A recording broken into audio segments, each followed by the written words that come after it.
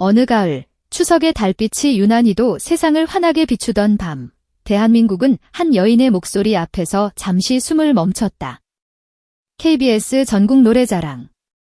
수십 년간 서민들의 희로애락을 담아온 그 무대 위로 한 여성이 오르는 순간, 스튜디오를 감돌던 일상적인 공기는 순식간에 날카로운 유리처럼 변했다. 관객과 스태프의 모든 시선이 마치 거대한 자석에 이끌린 쇠붙이처럼 한 곳으로 빨려 들어갔다.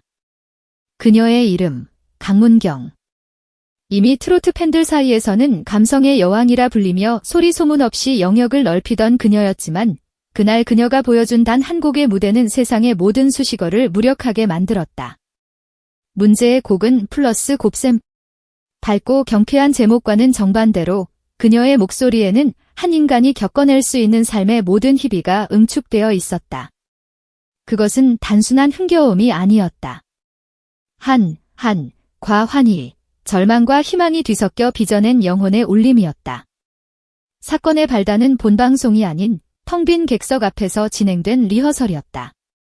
음악 주세요. 조연출의 무심한 신호와 함께 반주가 흐르자 그녀는 가볍게 마이크를 쥐었다. 첫 소절이 그녀의 입술을 떠나 공간으로 퍼져나가는 찰나 불가사의한 일이 벌어졌다. 수십 개의 채널을 분주하게 오가던 음향 감독의 손이 허공에서 굳어버렸다. 믹서의 데시벨 수치가 미친 듯이 요동치고 있었다. 스피커에서 터져나오는 소리보다 마이크를 거치지 않은 그녀의 생목소리가 더 선명하고 거대하게 스튜디오 전체를 장악하고 있었던 것이다. 저거 라이브 맞죠? 당황한 스태프 한 명이 속삭였다. 누군가 믿을 수 없다는 듯 대답했다. 예, 그런데 마이크 꺼져 있어요. 그 한마디에 리허설 현장은 완벽한 정적에 휩싸였다. 시간마저 얼어붙은 듯 했다. 조명팀도 수십 년 경력의 카메라 감독도 무대 매니저조차 자신의 모니터에서 눈을 떼지 못했다. 그녀의 목소리는 단순한 음파가 아니었다. 그것은 공간 자체를 뒤흔드는 거대한 진동이었고 벽을 울리고 공기를 떨리게 하는 물리적인 힘이었다. 그날의 PD였던 장성훈은 훗날 이렇게 회고했다. 그건 연습이 아니었습니다. 자신의 인생 전부를 걸고 부르는 처절한 고백이었죠. 누군가의 영혼이 통째로 빠져나와 노래가 되는 순간을 목격한 겁니다. 그게 고작 리허설이었다는 게 아직도 믿기지 않습니다. 노래가 끝나자 강문경은 아무 말 없이 고개를 숙였다. 그저 옅은 미소를 지었을 뿐 그 미소에는 형용할 수 없는 여유와 깊이를 알 수 없는 슬픔이 공존하고 있었다. 스태프들은 박수조차 치지 못했다. 누군가는 넋을 잃고 휴대폰을 꺼내 그 순간을 담았고 누군가는 조용히 눈시울을 훔쳤다. 음향 감독은 데이터를 확인하다가 경악을 금치 못했다.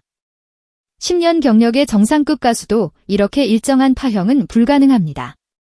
흔들림이 전혀 없어요. 그날 저녁 KBS 사무실은 기묘한 흥분과 긴장감으로 술렁였다.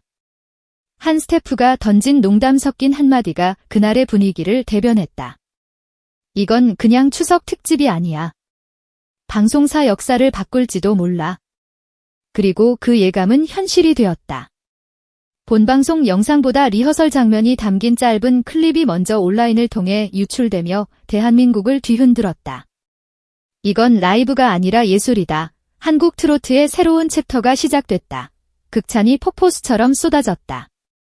그녀의 플러스 곱셈은 방송 다음 날 모든 포털 사이트 실시간 검색어 1위를 장악했고 유튜브 조회수는 단 3일 만에 600만 회를 돌파했다.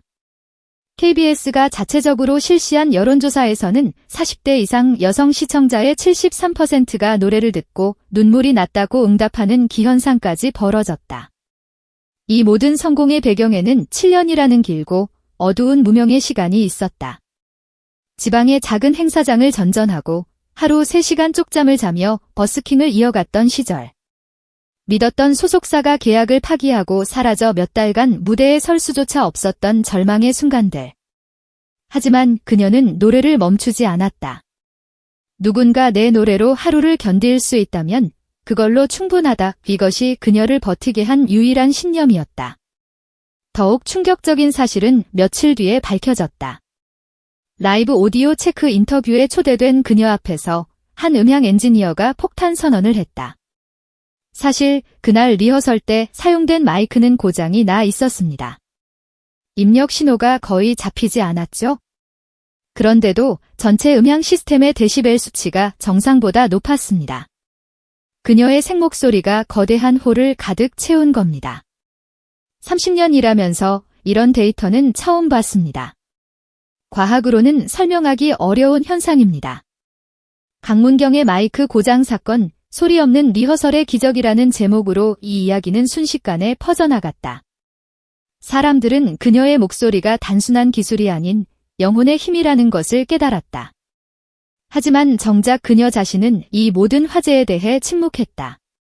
단지 팬들에게 남긴 짧은 메시지 하나. 그날은 제게 그냥 노래의 날이었어요. 그녀의 인기는 신드롬이 되었다. 전국 투어 첫날 1만 석의 공연장은 예매 시작 3분 만에 전석 매진되었다. 플러스 곱셈의 전주가 흘러나오자 객석에서는 약속이라도 한 듯 동시에 울음이 터져나왔다. 그녀가 무대 위에서 마이크를 들었을 때 누군가 목이 터져라 외쳤다. 리허설의 그 목소리. 다시 들려주세요. 수천의 관객이 숨을 죽이고 그녀의 입을 바라봤다. 스포트라이트 속에서 그녀는 조용히 미소 지으며 답했다. 그리고 그 한마디는 공연장에 있던 모든 이들의 심장을 관통했다. 오늘은 어제보다 조금 더 진심으로 부를게요. 화려한 기교나 약속이 아니었다. 어제의 나를 뛰어넘어 더 깊은 진심으로 다가가겠다는 한 인간의 고백이었다. 그 순간 객석은 다시 한번 눈물바다가 되었다.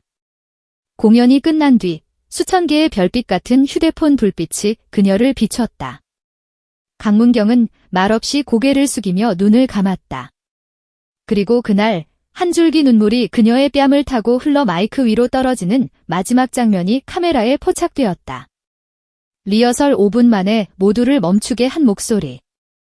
그 목소리는 여전히 대한민국을 울리고 있다.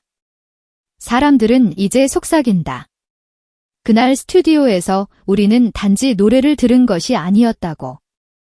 우리는 한 인간의 진심을, 그 영혼의 무게를 목격했다고 말이다. 인기나 스포트라이트에 대한 언급은 없었다. 오직 노래에 대한, 그리고 자신의 노래를 들어준 단 한 사람에 대한 진심뿐이었다. 이 한마디는 훗날 알려지며 그녀의 팬들을 다시 한번 눈물 짓게 만들었다. 사람들은 깨달았다.